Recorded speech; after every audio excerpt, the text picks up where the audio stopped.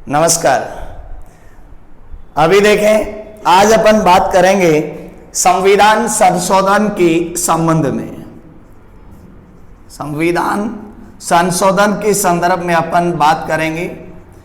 इससे पहले देखिएगा, अभी तक अगर आपने हमारे चैनल को सब्सक्राइब नहीं किया है तो चैनल को सब्सक्राइब करें, बेल आइकन प्रेस करें ताकि आने वाली वीडियो का नोटिफिकेशन आपको समय पर मिल सके। ठीक है। इसके अलावा अगर आप हमारे फेसबुक पेज प्रोफाइल से जुड़ना चाहते हैं तो नीचे डिस्क्रिप्शन में लिंक दिया हुआ है, वहां से आप सीधा विजिट करें और वहां फेसबुक प्रोफाइल पे जाके हमें फॉलो करें। बात अपन करेंगे संविधान संशोधन के संदर्भ में। तो देखें, संविधान संशोधन का उल्लेख की अपन बात करें तो संविधान के भाग 20 अनुच्छेद 368 में संविधान संशोधन की प्रक्रिया का उल्लेख किया गया है।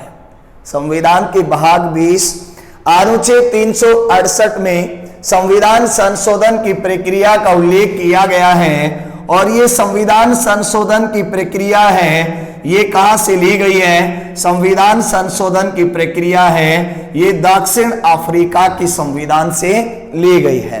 देखिए, भारतीय संविधान की अपन विशेषताएं जब पढ़ते हैं तो उन विशेषताओं में एक बात पढ़ते हैं कि भारतीय संविधान कठोर है एवं भारतीय संविधान लचीला है, यानी लचीला भी है और कठोर भी है। भारतीय संविधान लचीला क्यों है? लचीला इसलिए है कि ज्यादातर संविधान संशोधन है, ये संविधान संशोधन संसद के साधारण बहुमत से ही संपन्न हो जाते हैं। संसद के साधारण बहुमत से ज्यादातर संविधान संशोधन है, ये ज्यादातर संविधान संशोधन साधारण बहुमत से ही संपन्न हो जाते हैं। लेकिन जो संविधान संशोधन संविधान के परिसंघीय ढांचे से संबंधित है, किसे? परिसंघीय ढांचे से संबंधित है, उन संविधान संशोधनों के द्वारा भारतीय संविधान की जो जटिलता है, इस जटिलता को दर्शाया जाता है। माफ करना, कोई मात्रा संबंधी अशुद्धि हो तो। परिसंघीय ढांचे से संबंधित संविधान संशोधनों की एक विशेषता होती है कि उनमें संसद के विशेष बहुमत के साथ साथ भारत के आधे से ज्यादा राज्य विधान मंडलों की स्वीकृति भी आवश्यक होती है। आधे से ज्यादा जो राज्य विधान मंडल है, इन राज्य विधान मंडलों की क्या होगी? स्वीकृति आवश्यक होगी। यहां पर देखिएगा, राज्य विधान मंडल उसे साधारण बहुमत से ही अपनी स्वीकृति जारी कर देते हैं, यानी उसको सिर्फ और सिर्फ अपना समर्थन देते हैं। लेकिन संसद का तो उन्हें कैसा बहुमत चाहिए? संसद का विशेष बहुमत चाहिए। विशेष बहुमत की बात करें तो कुल सदस्यों के बहुमत और उसमें उपस्थित व मतदान करने वाले सदस्यों का 2/3 क्या कहलाता है? विशेष बहुमत कहलाता है। यहां पर देखें, संविधान संशोधन की प्रक्रिया अनुच्छेद 368 में है और अनुच्छेद 368 की प्रकृति के आधार पर अपन देखें तो संविधान संशोधनों को अपन कितनी श्रेणियों में विभाजित करेंगे? संविधान संशोधन को अपन 3 श्रेणियों में विभाजित करेंगे। कितनी श्रेणियों में? 3 श्रेणियों में विभाजित करेंगे। संविधान संशोधन के प्रावधानों की प्रकृति के आधार पर, मैं यह संविधान के आधार पर बात नहीं कर रहा, संविधान संशोधन की जो प्रकृति है, प्रावधानों की जो प्रकृति है, उस प्रकृति के आधार पर संविधान संशोधन को कितनी श्रेणियों में बांटा गया है? 3 श्रेणियों में बांटा गया है। यहां पर देखें, संविधान संशोधन की पहली जो श्रेणी आती है, ये पहली श्रेणी आती है साधारण बहुमत से। साधारण बहुमत की अपन बात करें तो साधारण बहुमत से कौन कौन से संविधान संशोधन किए जा सकते हैं? संविधान के अनुच्छेद 4 में किसी प्रकार का संशोधन किया जा रहा है तो संसद के साधारण बहुमत से ऐसा संभव है। इसके अलावा अनुच्छेद 169 की बात करें तो अनुच्छेद 169 साधारण बहुमत से हो सकता है। मित्रों, अनुच्छेद 4 की अपन बात करें तो किसी राज्य का गठन, सीमा में परिवर्तन या नाम में बदलाव से संबंधित कोई विधेयक हो तो राष्ट्रपति की पूर्व स्वीकृति से रखा जाएगा। लेकिन संसद का बहुमत कौन सा चाहिए? साधारण। अनुच्छेद 169 की बात करें तो अनुच्छेद 169 कहता है कि किसी राज्य में विधान परिषद स्थापित करने, किसी राज्य में विधान परिषद को समाप्त करने अगर ऐसे प्रावधान किए जा रहे हैं तो संसद इन्हें साधारण बहुमत से पारित कर सकती है। ध्यान रहे, विधान परिषद एक ऐसा सदन है जिसे समाप्त तो किया जा सकता है लेकिन भंग या निलंबित नहीं किया जा सकता। और अनुच्छेद 169 में बाकायदा लिखा हुआ है कि किसी राज्य में विधान परिषद स्थापित करने और समाप्त करने का जो अधिकार है, ये अधिकार किसके पास है? संसद के पास है।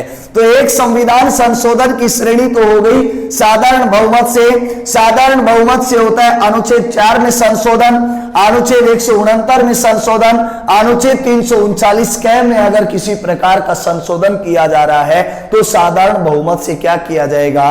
संशोधन किया जाएगा। एक आता है संसद के विशेष बहुमत से, या यूं कहें विशिष्ट बहुमत से पारित संविधान संशोधन। विशेष बहुमत की अपन बात करें तो कुल सदस्यों का बहुमत है, कुल सदस्यों का बहुमत है, कुल सदस्यों का बहुमत और उसमें उपस्थित व मतदान में, और उसमें उपस्थित व मतदान में भाग लेने वाले सदस्यों के कुल का 2/3, उपस्थित व मतदान में भाग लेने वाले सदस्यों का कुल का 2/3 है। ये कौन सा बहुमत है? विशेष बहुमत है।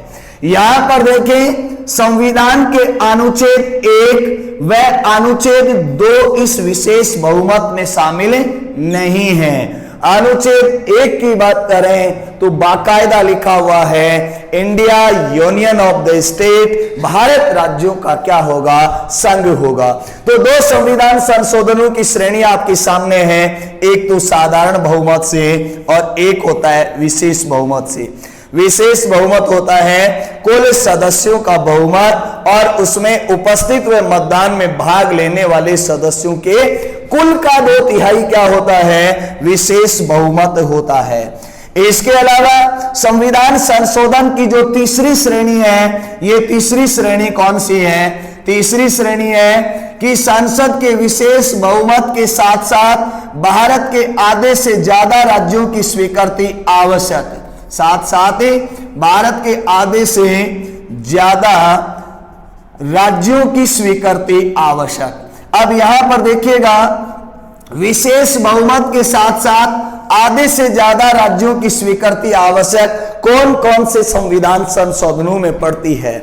जैसे कि राज्य कार्यपालिका के विस्तार क्षेत्र में किसी प्रकार का बदलाव किया जा रहा है, यानी जो संविधान संशोधन संघात्मक ढांचे से संबंधित है उसमें विशेष बहुमत के साथ साथ संसद के साधारण बहुमत की आवश्यकता होगी। यानी अपन कह सकते हैं कि इस राज्य कार्यपालिका के विस्तार क्षेत्र में किसी प्रकार का बदलाव किया जा रहा हो, संघ की कार्यपालिका के विस्तार क्षेत्र में किसी प्रकार का बदलाव किया जा रहा हो, या सर्वोच्च न्यायालय के क्षेत्राधिकार में किसी प्रकार का बदलाव किया जा रहा हो, तो मान के चलिएगा संसद के विशेष बहुमत के साथ साथ भारत के आधे से ज्यादा राज्यों की स्वीकृति की क्या होगी?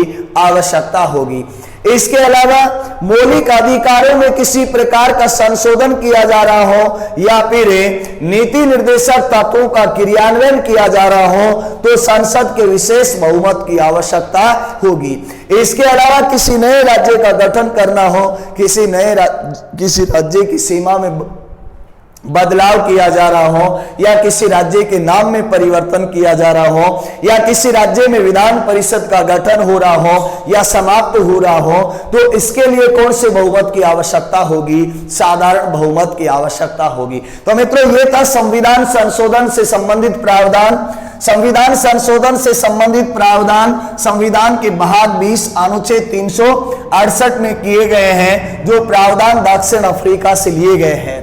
संविधान संशोधन के प्रावधानों की प्रकृति के आधार पर अपन बात करें, अनुच्छेद 368 की प्रकृति के आधार पर अपन बात करें तो संविधान संशोधन 3 प्रकार श्रेणियों में बटे हुए हैं। ज्यादातर संविधान संशोधन भारतीय संविधान के लचीलेपन को दर्शाते हैं, यानी वो साधारण बहुमत से ही पारित हो जाते हैं। लेकिन जो संविधान संशोधन परिसंघीय ढांचे से संबंधित है, अपन यूं कहें संघात्मक शासन व्यवस्था से संबंधित हैं या संघात्मक मॉडल से संबंधित हैं, वहां विशेष बहुमत के साथ साथ संसद का विशेष बहुमत और आधे से ज्यादा राज्यों की विधानमंडलों की स्वीकृति आवश्यक होती है। वैसे संविधान संशोधन की शक्ति संसद में निहित है। ठीक है, संविधान संशोधन की 3 श्रेणियों में सबसे पहले अपन ने साधारण बहुमत से बात की। अनुच्छेद 4, अनुच्छेद 169, 239 क में अगर किसी प्रकार का संशोधन हो रहा है, साधारण बहुमत चाहिए। इसके अलावा विशेष बहुमत की बात करें तो अनुच्छेद 1 व 2 को छोड़कर मौलिक अधिकारों से संबंधित संशोधन हो रहा हो, नीति निर्देशक तत्वों से में प्रभावित किया जा रहा हो, तो विशेष बहुमत की आवश्यकता होगी। और विशेष बहुमत क्या होता है कि कुल सदस्यों के बहुमत और उसमें उपस्थित व मतदान में भाग लेने वाले सदस्यों के कुल का 2/3। एक आता है कि विशेष बहुमत के साथ साथ आधे से ज्यादा राज्य विधानमंडलों की स्वीकृति आवश्यक, जैसे कि राज्य कार्यपालिका के विस्तार क्षेत्र में किसी प्रकार का बदलाव किया जा रहा हो, संघ की कार्यपालिका के विस्तार क्षेत्र में किसी प्रकार का बदलाव किया जा रहा हो, या सर्वोच्च न्यायालय के विस्तार क्षेत्र में किसी प्रकार का बदलाव किया जा रहा हो, तो विशेष बहुमत के साथ साथ आधे से ज्यादा राज्य विधानमंडलों की स्वीकृति आवश्यक होगी। अगर आपको ये वीडियो अच्छी लगी है तो निसंदेह से शेयर करना ना भूलें, और अभी तक अगर आपने हमारे चैनल को सब्सक्राइब नहीं किया है तो सब्सक्राइब कर दें, बेल आइकन प्रेस करें, जिससे आने वाले वीडियो का नोटिफिकेशन आपको मिल सके। और आप हमारी फेसबुक प्रोफाइल से जुड़ने के लिए नीचे डिस्क्रिप्शन में लिंक दिया हुआ है, वहां से सीधा विजिट करें और वहां जाकर हमें फेसबुक पे फॉलो करें। इसके अलावा आप हमारे टेलीग्राम ग्रुप से जुड़ना चाहते हैं तो उसका लिंक भी नीचे डिस्क्रिप्शन में दिया गया है। बहुत बहुत धन्यवाद। जय हिंद, जय भारत।